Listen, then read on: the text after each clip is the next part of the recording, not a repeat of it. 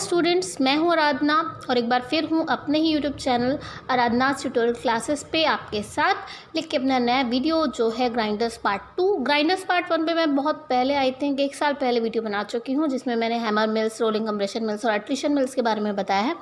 ये जो वीडियो है ये टम्बलिंग मिल्स के बारे में है, यानी कि जो 3 टाइप्स है, रॉड मिल, बॉल मिल और payable mill and tube mills and compartment mills, इनके बारे में मैंने एक्सप्लेन किया है। इनकी वर्किंग कैसे होती है टम्बलिंग मिल्स की, यानी कि स्पेशली बॉल मिल्स की, इस पर मैं नया वीडियो बनाऊंगी, लेकिन ये सिर्फ इन मिल्स के बारे में एक्सप्लेन किया है। तो आइए स्टार्ट करते हैं। Tumbling mills are of following types, निम्नलिखित तरह की होती हैं: rod mill, ball mill, pebble mill, tube mill and compartment mill. A tumbling mill is a machine for reducing the particle size of a solid, of course, because we are studying size reduction machines. Grinder is a size reducing machine. So tumbling mill is a machine for reducing the particle size of a solid. With a drum which turns to lift and drop the feed mixed with a grinding medium. तो एक drum होता है जिसमें feed होती है mix with a grinding medium, यानी कि जो हमें जिस पार्टिकल का साइज रिड्यूस करना है, प्लस एक ग्राइंडिंग मीडियम होता है जो कि इस ड्रम में फीड कर दिया जाता है। और ये ड्रम जो है वो टर्न करता है। इसके टर्न होने से क्या होता है, जो भी फीड है, जो भी मटेरियल है ड्रम के अंदर, वो लिफ्ट होता है, ड्रॉप होता है, लिफ्ट होता है, ड्रॉप होता है। इससे क्या होता है, जो भी मटेरियल है उसका साइज रिड्यूस होता है। अब ये ग्राइंडिंग मीडियम क्या होता है? ग्राइंडिंग मीडियम रॉड मिल के केस में मेटल रॉड्स होती हैं, और बॉल मिल के केस में ये बॉल्स होती हैं, मेटल की, रबर की या वुड की, और चेन भी हो सकती हैं। और पेबल मिल के केस में फ्लिंट पेबल्स या फिर पोर्सिलेन की बनी हुई स्फीयर्स या फिर जिरकोन के स्फीयर्स होते हैं। टम्बलिंग मिल कॉन्टीन्यूस भी हो सकती है और बैच भी हो सकती है। कॉन्टीन्यूस में क्या होता है, कॉन्टीन्यूसली हम फीड कर रहे हैं, कॉन्टीन्यूसली प्रोडक्ट को निकाल रहे हैं। और बैच केस में क्या होता है, बैच केस में हम एक बार फीड कर देते हैं, उसे प्रोसेसिंग के लिए छोड़ देते हैं for some time, for some particular time, और आफ्टर दैट टाइम हम प्रोडक्ट को निकाल लेते हैं। ग्राइंडिंग मीडियम का काम क्या होता है? ग्राइंडिंग मीडियम का काम होता है जो भी फीड है, यानी कि जिस मटेरियल का हमें साइज रिड्यूस करना है, उसको इम्पैक्ट करना होता है, उसको चोट देना होता है, जिससे कि उसका साइज रिड्यूस हो जाता है। यहाँ पे एक आपको देख रहे हैं कोनिकल बॉल मिल का आपको एक इमेज दे रखा है। तो ये ड्रम है, ड्रम के अंदर जो है बॉल भरी हुई है, क्योंकि कॉनिकल शेप है इसका ड्रम का, इसलिए इसे कोनिकल बॉल मिल बोल रहे हैं। तो एक शेल है, यानी कि एक ड्रम है जिसके अंदर बॉल्स हैं, जो आपका शेल है वो रोटेट होगा, और जब रोटेट होगा तो ये बॉल्स और जो यहाँ पे फीड मटेरियल होगा वो भी लिफ्ट एंड ड्रॉप होगा, और फाइनली जो भी मटेरियल है उसका साइज रिड्यूस हो जाएगा। तो जैसा कि लास्ट अभी आपको बताया कि जो भी टम्बलिंग मिल्स है उसमें ड्रम होता है, ड्रम में जो भी मटेरियल होता है, यानी कि फीड प्लस ग्राइंडिंग मीडियम, वो ड्रम की मदद से, क्योंकि ड्रम रोटेट करता है, तो जो भी फीड है वो लिफ्ट होती है, ड्रॉप होती है, लिफ्ट होती है, ड्रॉप होती है। तो वही यहाँ पे लिखा है, in all tumbling mills the grinding elements are carried up by the side of the shell nearly to the top. Shell के साइड से टॉप तक जाता है और फिर टॉप से फॉल हो जाता है, from where they fall on the particles underneath. The energy expended in lifting the grinding units is utilised in reducing the size of the particles. जो एनर्जी ये फीड एलिमेंट, यानी कि जो मटेरियल का साइज रिड्यूस होना है, plus grinding medium, इनको lift करने में जो एनर्जी लगती है वो यूटिलाइज होती है किसमें? पार्टिकल के साइज को रिड्यूस करने में। तो अब रॉड मिल्स के बारे में जानते हैं। तो जैसा कि आप फिगर में देख रहे हैं, रॉड मिल में ड्रम है, ड्रम के अंदर स्टील रॉड्स हैं, स्टील रॉड्स भी रोटेट कर रही हैं और ड्रम भी रोटेट कर रहा है। तो इसमें जो साइज रिडक्शन हो रहा है वो उसमें 2 प्रिंसिपल काम कर रहे हैं। एक रोलिंग कंप्रेशन, क्योंकि जो रॉड्स हैं वो रोल कर रही हैं, और दूसरा बाय एट्रिशन। रोलिंग कंप्रेशन इसलिए कि जो रॉड्स हैं वो रोल कर रही हैं, स्लाइड कर रही हैं और एक दूसरे के ऊपर रोल भी कर रही हैं, तो इस वजह से एट्रिशन भी यहाँ पे लग रहा है। ग्राइंडिंग रॉड्स यूजुअली स्टील की होती हैं, 25 to 125 mm इन डायमीटर। एक टाइम पे सेवरल साइज की रॉड्स जो है मिल में प्रेजेंट होती हैं। They are sometimes kept from twisting out of line by conical ends on the shell, ताकि जो रॉड्स हैं ये ट्विस्ट आउट ना हो, बाहर ना निकले। इसकी वजह से जो शेल है उसको कभी कभी कोनिकल एंड्स दे दिए जाते हैं। रॉड मिल्स जो इंटरमीडिएट ग्राइंडर्स होते हैं, यानी कि जो प्रोडक्ट होता है बहुत ज़्यादा कोर्स भी नहीं होता, बहुत ज़्यादा फाइन भी नहीं होता। Reducing a 20 mm feed to a perhaps 10 mesh, यानी कि अप्रॉक्सीमेटली 20 mm फीट का साइज 10 मैश में चेंज कर देता है।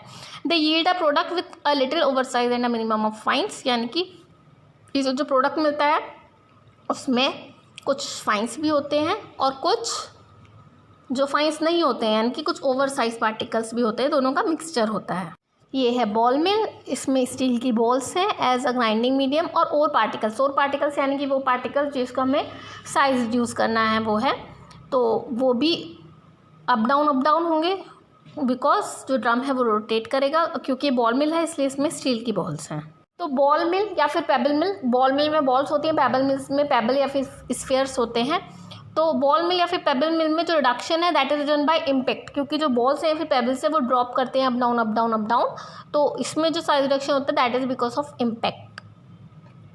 इन a large ball mill the shell might be 3 metre in diameter and 4.25 metre long. अगर बड़ी बॉल मिल है तो शेल का साइज हो सकता है 3 metre in diameter and 4.25 metre in length. जो बॉल्स हैं उनकी सेम जो रॉड्स का साइज़ था 25 to 125 mm साइज़ होता है, और एक टाइम पे बहुत सारे साइज़ की बॉल्स होती हैं। The pebbles in a pebble mill are 50 to 175 mm in size. जो पेबल है उनका साइज़ थोड़ा चेंज होता है, that is 50 to 175 mm। Tube mill is a continuous mill. सबसे पहले तो कॉन्टीन्यूस प्रोसेसिंग होती है इसमें with a long cylindrical shell. एक लॉन्ग सिलेंड्रिकल शेल होती है ट्यूब मिल में। ट्यूब मिल में जो मटेरियल है वो शॉर्टर बॉल मिल से अगर हम कंपेयर करें तो 2 से 5 गुना ज़्यादा समय के लिए ग्राउंड किया जाता है। तो ट्यूब मिल्स जो है वो बहुत ज़्यादा फाइन पाउडर्स को सिंगल पास में प्रोड्यूस करने के लिए जो है वो ज़्यादा यूज़फुल है, क्योंकि ये बहुत लंबी होती है, बहुत बड़ी होती है, जैसे कि लिखा है लॉन्ग सिलेंड्रिकल शेल, तो उससे बहुत फाइन पाउडर जो है वो हमें मिल जाता है। अगर हम एक ट्यूब मिल में बहुत सारे पार्टीशन कर दें तो एक कंपार्टमेंट मिल में चेंज हो जाती है, क्योंकि जो ट्यूब मिल है उसमें सेवरल कंपार्टमेंट्स बन जाते हैं। इसका फ़ायदा ये होता है कि वेस्ट वर्क को हम अवॉइड करते हैं, या फिर एनर्जी जो वेस्ट हो रही है उसको हम अवॉइड करते हैं। कैसे? क्योंकि जो लार्ज और हैवी बॉल्स हैं वो सिर्फ लार्ज पार्टिकल्स को ब्रेक करेंगे, स्मॉल पार्टिकल्स और फाइन को बिल्कुल इंटरफेयर नहीं करेंगे, और जो स्मॉल और लाइट बॉल्स है वो सिर्फ स्मॉल पार्टिकल्स पे गिरेंगे, क्योंकि वो लार्ज पार्टिकल्स को ब्रेक नहीं कर सकते, तो वहाँ पे वो एनर्जी वेस्ट नहीं करते हैं। और जो लार्ज और हैवी पार्टिकल्स है वो सिर्फ लार्ज पार्टिकल्स पे फॉल होते हैं, क्योंकि वो सिर्फ उनको ब्रेक करते हैं, वो फाइन्स को बिल्कुल भी इंटरफेयर नहीं करते। तो इस वजह से एनर्जी लार्ज बॉल्स की सिर्फ लार्ज पार्टिकल्स को ब्रेक करने में जाती है, और स्मॉल बॉल्स की सिर्फ स्मॉल पार्टिकल्स को ब्रेक करने में जाती है, और एनर्जी वेस्ट नहीं होती है। इस वजह से जो कंपार्टमेंट मिल होती हैं वो एनर्जी एफिशिएंट होती हैं। कोनिकल बॉल मिल, तो जैसा कि आप देख सकते हैं कि ड्रम जो है यानी कि जो शेल है उसका शेप कोनिकल है, और क्योंकि यहाँ बॉल हैं तो इसलिए कोनिकल बॉल मिल है। फीड जो है वो लेफ़्ट से आती है थ्रू 60 डिग्री कोण, और आती कहाँ है? प्राइमरी ग्राइंडिंग जोन में, जहाँ शेल की डायमीटर जो है मैक्सिमम है। प्रोडक्ट राइट से बाहर निकल जाता है जो कि 30 डिग्री कोण बनाता है हॉरिजॉन्टल से। जैसा कि मैं आपको पहले बता चुकी हूँ कि एक ही टाइम पर बहुत सारे साइज़ की बॉल अवेलेबल रहती हैं। नई बॉल्स टाइम के साथ साथ हम ऐड करते रहते हैं। जैसे ही शेल रोटेट करती है, जो लार्ज बॉल्स हैं वो मैक्सिमम डायमीटर के पॉइंट की तरफ मूव करती हैं, जहाँ पे जो लार्ज बॉल्स यानी कि जो फीड आती है वो सबसे पहले मैक्सिमम डायमीटर वाले पॉइंट पर जाती है, और लार्ज बॉल्स भी सबसे पहले वहाँ आती हैं, क्योंकि वहाँ पे लार्ज पार्टिकल्स होते हैं। और जैसे ही वो स्मॉल हो जाते हैं वो राइट की तरफ मूव करते हैं, तो small balls migrate toward the discharge. और इन मिल्स में क्या होता है, क्योंकि ये कोनिकल बॉल मिल है इसे हम कंपार्टमेंट मिल भी कह सकते हैं, तो इन मिल्स में क्या होती हैं, जो लार्जर बॉल्स होती हैं वो सिर्फ लार्जेस्ट पार्टिकल्स को ब्रेक करती हैं, और जो स्मॉल और लाइट वेट बॉल्स होती हैं वो सिर्फ स्मॉल पार्टिकल्स को ब्रेक करती हैं। इसलिए ये जो मिल्स होती हैं ये एनर्जी एफिशिएंट होती हैं। तो ये वीडियो था टम्बलिंग मिल्स के ऊपर। अगली जो वीडियो होगी वो एक्शन ऑफ टम्बलिंग मिल्स या फिर बॉल मिल्स के ऊपर होगी, जहाँ पे ये बताया जाएगा कि बॉल मिल्स जो है वो कैसे वर्क करती हैं। तो इसके बाद फिर से मिलेंगे अगली वीडियो में अपने सी यूट्यूब चैनल पे, जिसका नाम है ATC यानी कि आराधना ट्यूटोरियल क्लासेस। अगर आपको कोई भी सजेशन है, कोई भी प्रॉब्लम है, कुछ भी है दुनिया जहान की बातें, तो आप वो नीचे कमेंट कर सकते हैं। मेरे चैनल को सब्सक्राइब कीजिए, नहीं किया है तो कर लिया है तो बेल आइकन दबा दीजिए, और अगर वो भी कर लिया है तो मेरी वीडियो अगर पसंद आई है तो शेयर कर दीजिए, मेरी वीडियो को लाइक कर दीजिए। All the best, thank you.